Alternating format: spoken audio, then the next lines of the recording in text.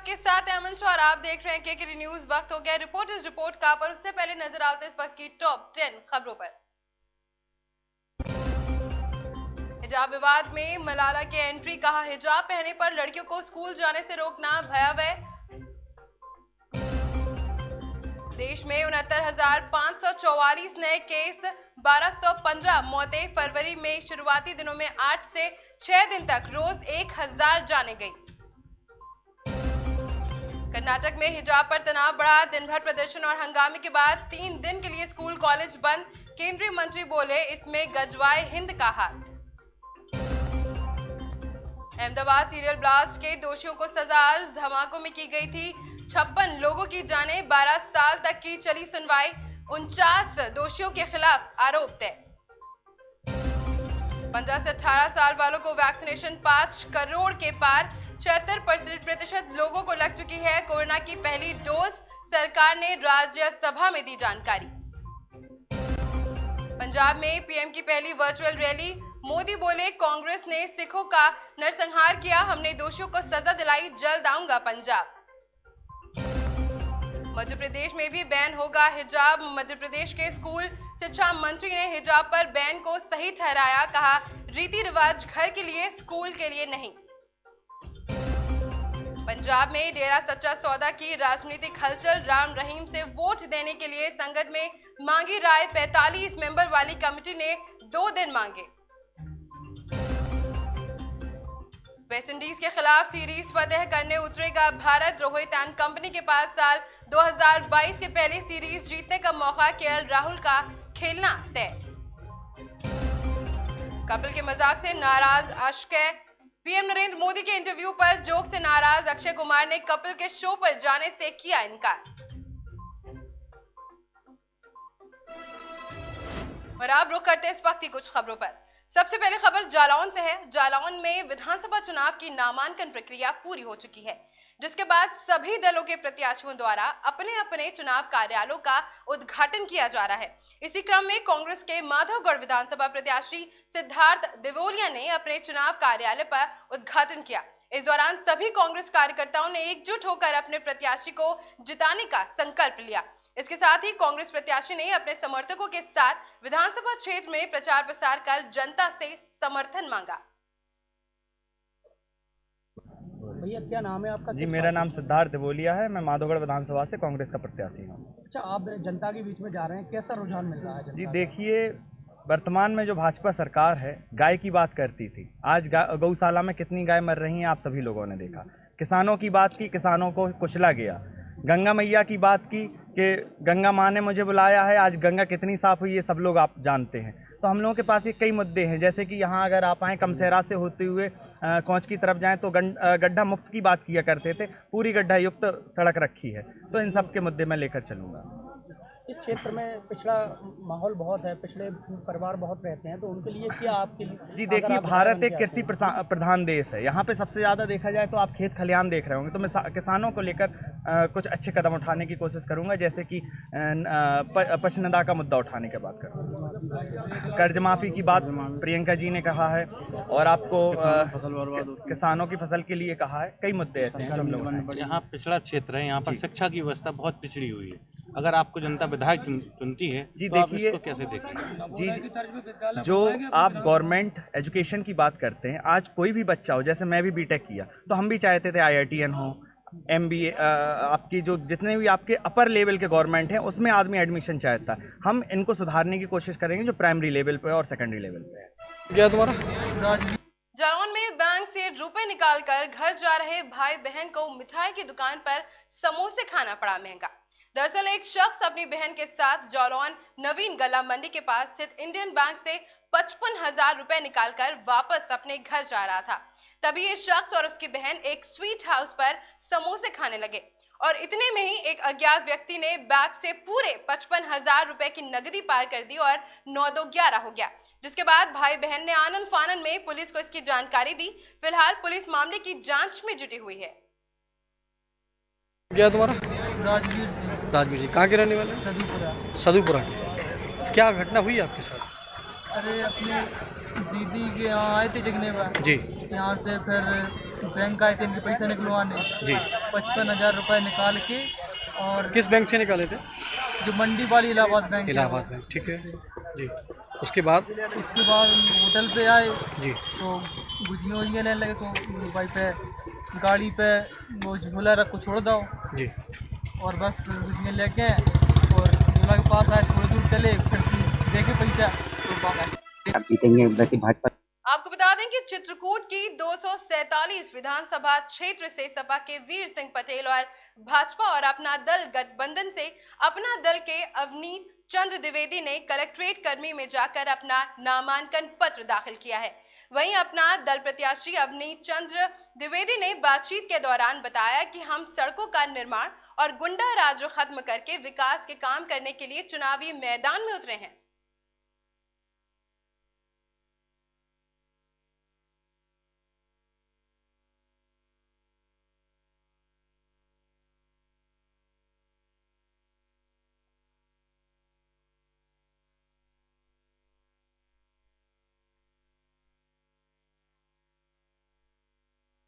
आप जीतेंगे वैसे भाजपा की वहाँ चर्चाएं चली थी, लेकिन आप अपना दल से खड़े हुए हैं, कैसे ये हो? भाजपा का अपना दल का गठबंधन नहीं, गठबंधन तो है, लेकिन गठबंधन के बावजूद भाजपा की वहाँ उम्मीदें जागी थी, लेकिन उसके बाद अपना दल को टिकट मिल गया। किस तरह उम्मीद जागेगी कि वहाँ से आप पहली बार चुनाव मैदान में पहली बार आपका इतिहास भी नहीं, राजनीतिक इतिहास भी नहीं रहा है आपका। कैसे एक मिनट, राजनीतिक इतिहास भी नहीं रहा आपका। लोकसभा के सांसद से विधायक रहे, हमें पूरी जानकारी है नेतागिरी, तो जमीन से जानकारी है पूरा पूरे हमारे घर के। अभी एक हमारा भाई ब्लॉक प्रमुख आए, प्रधान से लेकर के शीर्ष पंचायत तक की पहली बार नहीं है हमारे घर के। विद्यालय इस तरह से चुनाव जीतेंगे। प्राथमिकताएं क्या रहेंगी आपकी? कार्यकर्ताओं के दम पर जब लोग लगे रहे हैं, आप लोग लगे रहे हो तो जीत जाओ। आप जब लगे रहे हो तो कैसे जीता? क्या करेंगे जीतने के बाद? क्या करेंगे जनता? विकास मॉडल क्या है आपका? क्षेत्र की विकास मॉडल सड़क बनावे, बदमाशों का उन्मूलन करूंगा मैं पहले का। बदमाश तो समाप्त होंगे, आप उसको मारेंगे। अब जो है 24 घंटा करें गुंडा राज खत्म करूंगा, कुछ नहीं करने आदमी के घर गिरवा दिया, यही घर फिर से गिरी गुंडन के। तो अभी इसके पहले तो बीजेपी गवर्नमेंट की बीजेपी विधायक थे, सफाया हुआ है, बहुत हुआ जो कुछ अभी बचे हैं छोटे मोटे। इलाहाबाद आप देखो कितने विधायक जी, आप विधायकी का चुनाव लड़ रहे हैं, एमएलए का फुल फॉर्म क्या होता है? एमएलए में देखो नहीं आप ऐसा नहीं है। और मैं कहना चाहता हूं कि आप सब बुद्धिजीवी पत्रकार बंधु हैं और भारतीय जनता पार्टी की सरकार बनेगी, प्रचंड बहुमत में जीतेंगे और भारतीय जनता पार्टी गठबंधन का अपना दल का प्रत्याशी है और निश्चित रूप से मानिकपुर में जीत होगी और आप उसका परिणाम जानते हैं। जिस तरह से भारतीय जनता पार्टी में गांव-गांव तक हमने काम किया है, चाहे आवास का मामला हो, उज्ज्वला का मामला हो, राशन का मामला हो, भ्रष्टाचार उन्मूलन का मामला हो, गुंडों का सफाया हो, जिस तरह से यहाँ डकैत राज करते थे उनका सफाया हो, आज चैन से बनवासी क्षेत्र का जो आदिवासी है आज सोता है, उनके बच्चे सुरक्षित हैं। ये भारतीय जनता पार्टी की सरकार की देन है। अन्य दल के जो लोग थे वो डकैत थे, चोर थे, आज वो प्रत्याशी के रूप में यहाँ आए हैं। ये भूल गए कि जनता उनको जवाब देगी। भारतीय जनता पार्टी के 229 विधानसभा हमीरपुर की राड विधानसभा सीट से कांग्रेस प्रत्याशी कमलेश कुमार श्रीवास्तव ने आज सरसिंह, नन्ना और उमरिया गांव में वर्कर जनसंपर्क किया। बता दें कि इस दौरान लोगों ने उत्साह के साथ जगह जगह फूल मालाओं से उनका स्वागत किया। कांग्रेस प्रत्याशी ने पार्टी की उपलब्धियों को गिनाते हुए क्षेत्र में विकास के लिए मतदान करने की भी अपील की है। इसने 229 विधानसभा राड से अपना प्रत्याशी उतारा है मैदान पर। किन किन मुद्दों को लेकर आप जनता के बीच में जाएंगे? देखिए, नेतृत्व ने मेरे ऊपर भरोसा किया है और नेतृत्व ने मुझे 229 विधानसभा का प्रत्याशी बनाया है।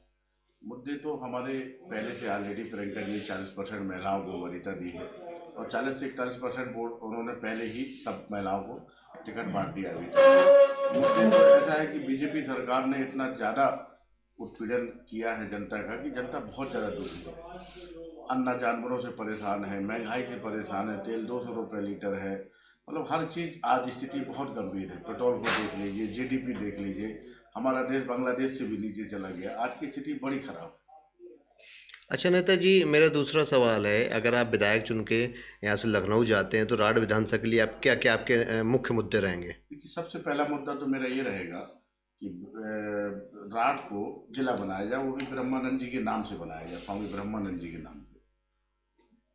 अच्छा, और यहाँ पर राड विधानसभा में सरकारी जो सरकारी हॉस्पिटलों की जो समस्याएं हैं या लोगों का कहना है तुरंत रेफर कर दिया जाता है, क्या लगता है आपको? देखिए, ऐसा है कि ये तो राड तो एक तहसील है हमारी। स्वास्थ्य व्यवस्था तो पूरी यूपी की ध्वस्त है। कोरोना काल में आपने स्थिति देखी, ऑक्सीजन नहीं है और बेड नहीं है, डॉक्टर नहीं मिले। और जहाँ तक राड की बात करें अपन या हमीरपुर की बात करें स्वास्थ्य व्यवस्था की, तो यहाँ नॉन टेक्निकल सारे व्यक्ति भर्ती हैं। डॉक्टर 2% है, 3% है, वैकेंसी सारी खाली पड़ी है। इसमें मेन पावर सप्लाई को कॉन्ट्रैक्ट दे दिया गया है। ये भी एक बहुत बड़ा घोटाला है। तो मेन पावर सप्लाई को काम दिया गया, उससे नॉन टेक्निकल लड़के भर्ती किए जाते हैं और वो रात में रेफर कराने में कमीशन की वजह से वो सारे रेफर कर दिए जाते हैं कानपुर या झांसी।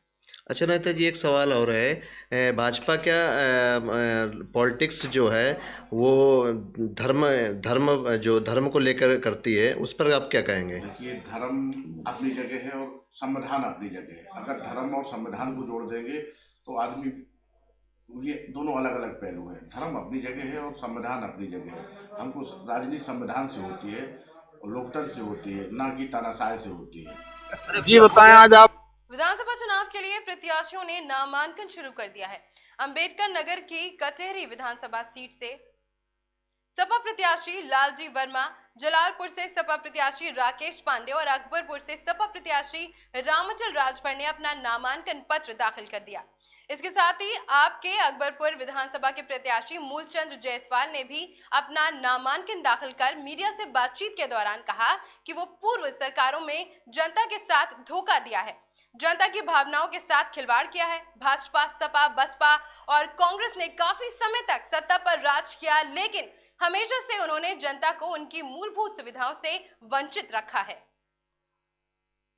जी बताएं, आज आप अपना पर्चा दाखिल करके आ रहे हैं, तो आपके मुद्दे क्या हैं, इसके बारे में कुछ रोशनी डालिए। मेरा माननीय राष्ट्रीय अध्यक्ष श्री अखिलेश यादव को धन्यवाद देना चाहता हूँ कि मुझ पर विश्वास करके मुझे अकबरपुर विधानसभा से चुनाव लड़ाने का कार्य किए हैं और हम जनहित में जो भी विकास के मुद्दे होंगे वो हम जो है लाने का काम करेंगे। और साथ ही साथ भारतीय जनता पार्टी जो हर मुद्दे पर फेल हो गई है तो उसको जनता के सामने रखेंगे, चाहे कानून व्यवस्था हो, विकास हो, महंगाई हो, बेरोजगारी हो और बहन बेटों की जो सुरक्षित नहीं थे, सारी चीज़ें हम बता के उनकी पोल खोलेंगे। और माननीय श्री अखिलेश यादव जी जो उन्होंने अपना मैनिफेस्टो चुनावी घोषणा पत्र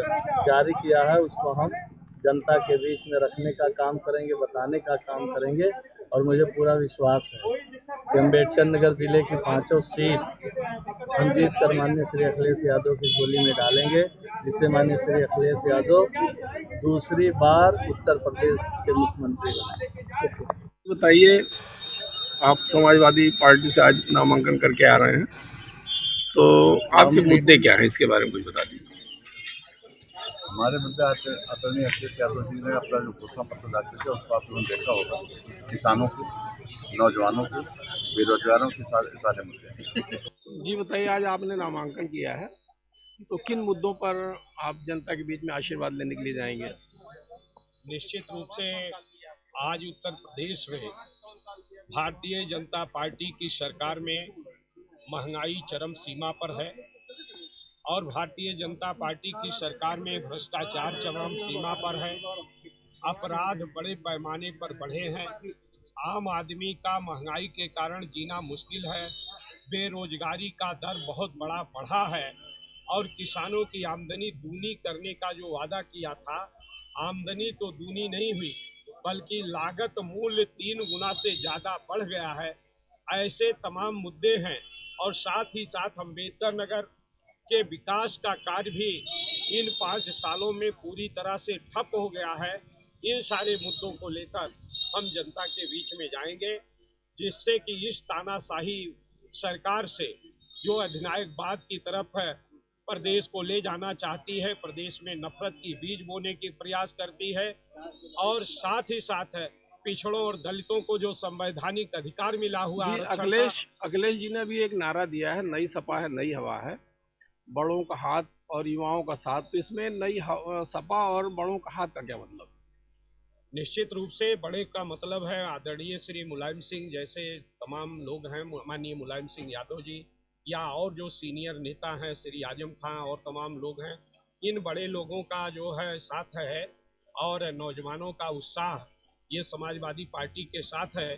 और समाजवादी पार्टी आज निश्चित तौर पर बाबा साहब भीमराव अंबेडकर, चौधरी चरण सिंह और डॉक्टर लोहिया के विचारों के अनुरूप सामंजस्य स्थापित करके प्रदेश की चौमुखी विकास करना चाहती है। इसलिए नई इस समाज पेपर में इस समय देखिए वो हेडलाइन रहती है कि गुंडों की सरकार नहीं चलेगी या उनका वो सत्ता में नहीं आ पाएंगे, तो क्या इशारा करना चाह रहे हैं लोग?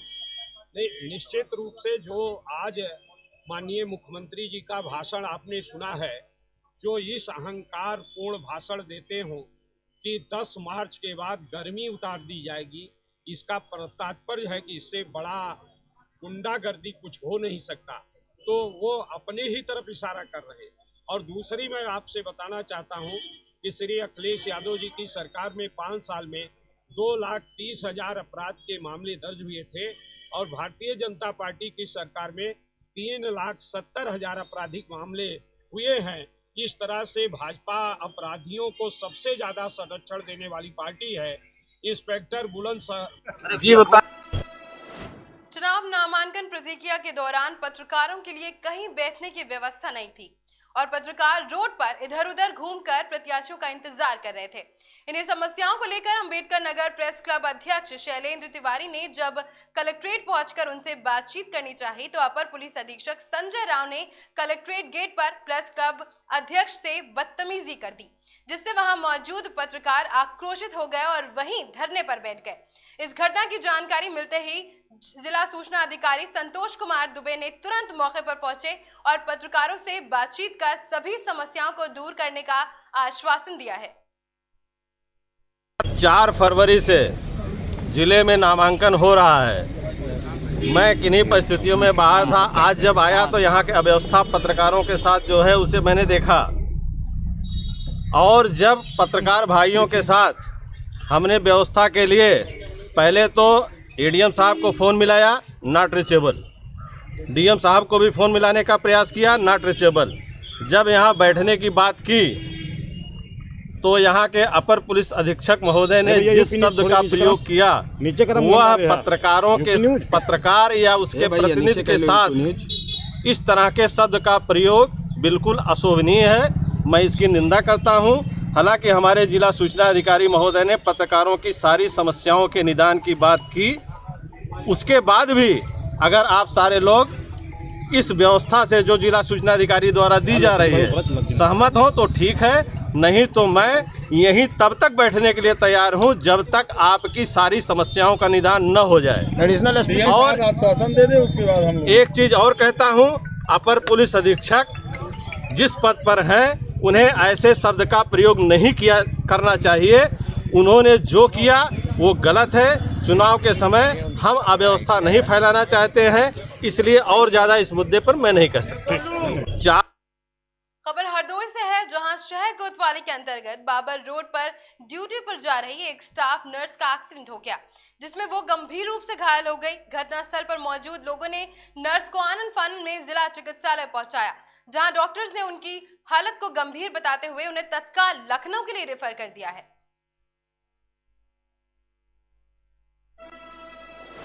कृषि प्रधान कहे जाने वाले देश में किसानों पर अत्याचार अब बढ़ता ही जा रहा है। ऐसा ही एक मामला तराना के करगंज गांव से सामने आया है, जहां किसान का रास्ता बंद करने से किसान की फसल नहीं बो पा रहे हैं। परेशान किसान ने दबंगों की शिकायत तहसील कार्यालय में की थी, लेकिन आज तक किसानों का कोई रास्ता नहीं खोला गया है, जिससे किसान अपनी फसल नहीं बो पा रहे हैं और उसे खेती खाली करने के लिए भी कह रहे हैं। बता दें कि तहसीलदार के आदेश के बाद भी 7 महीनों से किसानों का रास्ता नहीं खोला गया है, जिससे किसानों को अपने घर चलाने में भी काफी मुश्किलों का सामना करना पड़ रहा है।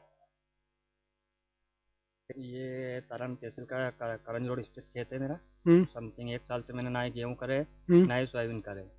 तहसील तराना तहसील में केस चल रहा है। तहसीलदार महोदय का कहना है कि आज करूँ, सुबह करूँ, कल करूँ, विरुद्ध पार्टी का कहना है कि तुम्हारा खेत का रास्ता ही नहीं है। रास्ता नहीं है तो आपने इस बार कुछ भी नहीं बोया? नहीं बोया, मैंने 1 साल से बोने नहीं दिया मेरे को। क्यों? दादागिरी करते कि रास्ता नहीं है तुम्हारा खेत का। 1 साल से नहीं बन दी? तहसीलदार साहब ने आदेश दिया था बोने के लिए, उसके बाद भी नहीं बन दी? इसके बाद भी आदेश का आज तक पालन नहीं हो पाया। धन्यवाद। रास्ते का हुआ था ग्रामगंज में जी, शादी खेड़ी रोड से इनके खेत तक रास्ता जाता है, बीच में निजी कस्टों का रास्ता है, जी, खेत में से निकलता है। जी, पिछले साल इसी समय उन लोगों ने रास्ता रोक दिया था, जी, तो तहसीलदार साहब के यहाँ रास्ते खुलवाने के संबंध में कार्रवाई चालू की थी। जी, 23/7/2021 को अंतरिम आदेश से तहसीलदार महोदय ने रास्ते खुलवाने के आदेश दे दिए हैं, जी, किंतु उस आदेश के कंप्लाइंस में जी, आज तक रास्ता नहीं खुला है। जी, ना तो सोयाबीन की फसल कृषक बो पाया है, जी, ना ही अभी गेहूं चने की फसल कृषक कर पाया है। जी, यहाँ तक कि सामने वाले धमकी दे रहे हैं कि यदि हम लोगों के बीच में कोई आया, जी, कोई बेरछी इंसिडेंट हुआ था कांड, जी, ऐसा हम इन लोगों के साथ कर देंगे। जी, ऐसी न्यायालय में खड़े होकर उन्होंने पिछली पेशेवर बात करी थी। तहसीलदार साहब के अभी कई बार आवेदन दे चुके हैं कार्रवाई करने के लिए, कार्रवाई नहीं हो रही है। जी, जन सुनवाई में भी आवेदन दिया है, वहाँ से जी, भी आश्वासन नहीं मिला है। और अभी एसडीएम मैडम से मिले हैं तो उन्होंने 3 दिन का कहा है जी। कि 3 दिन में रास्ता खुलवाने का करके आगे कार्रवाई करके बताते हैं। ये फसल बोई है मौके पे, इनकी क्या है? नहीं, सूखे पड़े हैं खेत और शायद उससे 2 से 2.5 लाख का इनका सीधा नुकसान पहुंच रहा है। क्या इस कृषि के अलावा इनका और भी कोई कार्य है, और भी कोई खेती है? आय का कोई साधन नहीं इनके पास। कितनी बीघा खेती जो नहीं हुई है? अभी 5 से 6 बीघा खेती इनकी नहीं हुई है। क्या मांग करना चाहेंगे प्रशासन से? रास्ता खुला है, प्रशासन अपने आदेश का खुद पालन करवा दे, जी, इतना निवेदन करा है, बावजूद उसके नहीं खोल रहे हैं तो आगे की कार्रवाई के लिए भी हम लोग अग्रसर रहेंगे। तहसीलदार महोदय द्वारा आदेश कब दिया गया था? 23/7/2021 को। आज मतलब 4-5 महीने हो गए, कुछ ज़्यादा कार्रवाई नहीं हो गए, आज कम से कम 5 महीने से ऊपर हो चुके हैं, मगर आदेश का पालन नहीं हुआ है। 3 बार आरआई साहब भी मौके पर चले गए हैं, जी, फिर भी आदेश के पालन में रास्ता नहीं खुला है। पुलिस बल मौके पर रहता है, फिर भी वो लोग उस आदेश का पालन नहीं करते हैं। वो स्थिति सब टीम खाली आ जाती है बार बार? जी ऐसे आती है। इतनी बार होने के बावजूद भी तहसीलदार साहब के समक्ष सारी जानकारियाँ होने के बाद भी वो अपने ही आदेश का पालन करवाने में असमर्थ है। किसान को 1 साल से फसल नहीं बो पाया, इस संबंध में आप क्या कहेंगे? करंज के किसान है शंकर लाल गुर्जर, उन्होंने कलेक्टर साहब के जनसुनवाई में भी आवेदन दिया है, सीएम हेल्पलाइन में भी आवेदन है, क्योंकि तहसीलदार के न्यायालय में रास्ता विवाद का प्रकरण है, मैंने निर्देशित कर दिया है।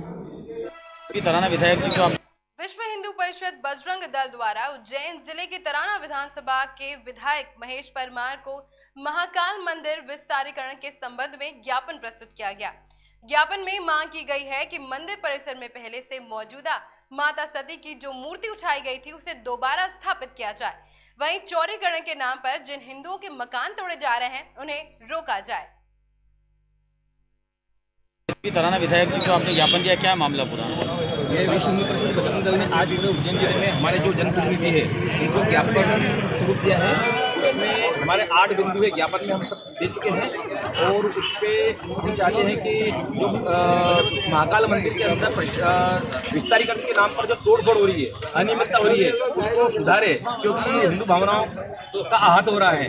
क्योंकि परंपरागत से जो हिंदू मंदिर बने हुए हैं वहाँ मंदिरों को विस्थापित करने के लिए प्राण प्रतिष्ठा होती है, लेकिन अभी वर्तमान में एक विधर्मियों जो है एक उपद्रवी के मंदिर को घर को गिराना, उसी प्रकार मंदिर को ढहाया गया है, ये बिल्कुल गलत है। हिंदू समाज इसका विरोध करता है, उसी कड़ी में हमारा ज्ञापन हुआ है। पूरे जिले के पदाधिकारी और तहसील के पदाधिकारियों ने मिलकर ज्ञापन दिया है, क्या मांगे हैं उनकी, क्या विषय को लेकर दिया है? सर्वप्रथम तो मैं विश्व हिंदू परिषद और बजरंग दल के हमारे जिले और तराना क्षेत्र के जितने में हमारे पदाधिकारी, हमारे परिवारजन हैं, इनको धन्यवाद और साधुवाद देता हूँ कि ये लोग शासन और प्रशासन में बैठे लोग जब सत्ता के समय इन लोगों का उपयोग करते हैं, इनको आगे रखते हैं, लेकिन ऐसे समय में जब भगवान महाकाल पूरे विश्व में हमारी पहचान है, हमारे आस्था के केंद्र हैं और हमारे पालक हैं, उस भगवान महाकाल के प्रांगण में माँ सती का मंदिर हो, हमारे हनुमान जी महाराज का मंदिर हो, या हमारे साक्षी गोपाल जी का हो, हमारे 9 ग्रह देवता विराजमान है, गणेश जी का मंदिर हो, या अन्य सैकड़ों छोटे छोटे मंदिर जो हजारों साल से भगवान महाकाल के क्षेत्र प्रांगण में स्थापित है, उनको खंडित करने का काम, उनको तोड़ने का काम कर रहे हैं। और उसका पूर्ण जो विरोध विश्व हिंदू परिषद और बजरंग दल के साथियों ने किया, हम इसका समर्थन करते हैं। जो ज्ञापन दिया है, मैं आश्वस्त करता हूं हमारे विश्व हिंदू परिषद के साथियों को, बजरंग दल के साथियों को कि मध्य प्रदेश की विधानसभा में और अन्य कहीं भी जगह विश्व हिंदू परिषद और बजरंग दल कहीं भी भगवान महाकाल के विकास के लिए, माँ छिपरा के शुद्धिकरण के लिए सिंहस्थ की लड़ाई लड़ेंगे। कांग्रेस पार्टी और हम सब लोग उनके साथ हैं, कंधे से कंधा मिलाकर इस विकास और इस पुनित कार्य में हम उनका पूरा सहयोग करेंगे। मैं तराना नगर में विश्व हिंदू परिषद उज्जैन जिले से पधारे और अन्य तहसील से पधारे बजरंग दल के सभी साथियों का स्वागत करता हूँ, अभिनंदन करता हूँ। सुप्रीम कोर्ट का आदेश था कि 500 मीटर की दूरी का अतिक्रमण हटाया जाए, उसको 70 मीटर की दूरी पर लाया गया, उसका क्या कहना? माननीय उच्च न्यायालय के मामले में मुझ जैसे छोटे व्यक्ति को टिप्पणी नहीं करना चाहिए, लेकिन एक बात जरूर कहूंगा, जो लोग माननीय उच्च न्यायालय में जो शासन सरकार में जो बैठे लोग हैं, वो माननीय मुख्यमंत्री जी हो, यहाँ के क्षेत्रीय सांसद हो, विधायक हो, या प्रशासन के कलेक्टर हो, या अन्य प्रशासनिक अधिकारी हो, जो तथ्य उन्होंने वहाँ रखे उनको देखना चाहिए कि आज लगभग 500-600 परिवार बेरोजगार हो रहे हैं, वर्षों से उनकी रोजी रोटी चलती है। और हमारे अन्य साथियों ने आपको बताया कि वो मेहनत परिश्रम करके पूरे देश और विदेश से लाखों श्रद्धालु आते हैं, उनका स्वागत करते हैं और अपनी जीविका चला रहे हैं। तो निश्चित रूप से सुप्रीम कोर्ट के सामने, माननीय सुप्रीम कोर्ट के सामने गलत तथ्य शासन और प्रशासन ने प्रस्तुत किए, इसका भी कहीं न कहीं शासन प्रशासन को सुधार। अकेले क्या मना रहा हूँ। खबर बांदा से है, जहां बार संघ चुनाव ब्रजमोहन सिंह और गैर के अध्यक्ष बनाया गया। बता दें कि जीत के बाद अध्यक्ष और महासचिव पदाधिकारियों ने संकट मोचन के दर्शन किए। इस दौरान अधिवक्ताओं ने जिंदाबाद के नारे लगाए। वहीं राकेश कुमार सिंह ने महासचिव का पद संभालते हुए कहा कि मैं अधिवक्ताओं के साथ कंधे से कंधा मिलाकर काम करूंगा। इसके साथ आपको बताते चले कि शहर के कोतवाली गजेंद्र सिंह सुरक्षा व्यवस्था में पूरी तरह से तैनात रहे। मैं अकेले क्या मना रहा हूँ। जी, किस प्रकार से आप लोग आगे काम करेंगे? आप जो सबके हित में होगा वो करेंगे। जी जी, जीत का श्रेय किसको देंगे आप? सबको देंगे इकट्ठे। बताइए जो ये कार्यक्रम रुद्रपुर के देवरिया में काशी विश्वनाथ की तर्ज पर पौराणिक तीर्थ दुर्गनेश्वर नाथ मंदिर पर महाराजाभिषेक, महामृत्युंजय जाप, यज्ञ अनुष्ठान और गंगा आरती हुई, जिसका आयोजन त्रिलोक शक्ति अनुष्ठान पूजन समिति द्वारा किया गया। बताइए जो ये कार्यक्रम कराया जा रहा है रुद्रपुर के दुर्गेश्वर नाथ मंदिर पर, इसका क्या उद्देश्य है? विश्व शांति, विश्व कल्याण, समाज में भाईचारा, देश में सुख समृद्धि हो। श्री त्रिलोक शक्ति अनुष्ठान पूजा समिति से संबंधित जितने भी यजमान भक्तगण जुड़े हुए हैं, उनका कल्याण हो, यही इस समिति के उद्देश्य है समिति का, और सारे विद्वानों का बाबा से प्रार्थना भी है। कितना दिन से समिति चल रही है? यह 2006 से अनवरत समिति इस पावन रुद्रकाशी क्षेत्र में यह आयोजन कराती आ रही है। इस समिति का क्या है? हम इस समिति के अध्यक्ष हैं। क्या नाम है आपका? पंडित मानिकलाल पांडे। इन खबरों के साथ फिलहाल बस इतना ही। देश और दुनिया की तमाम खबरों के लिए बने रहे हमारे साथ और देखते रहें खबरों की दुनिया।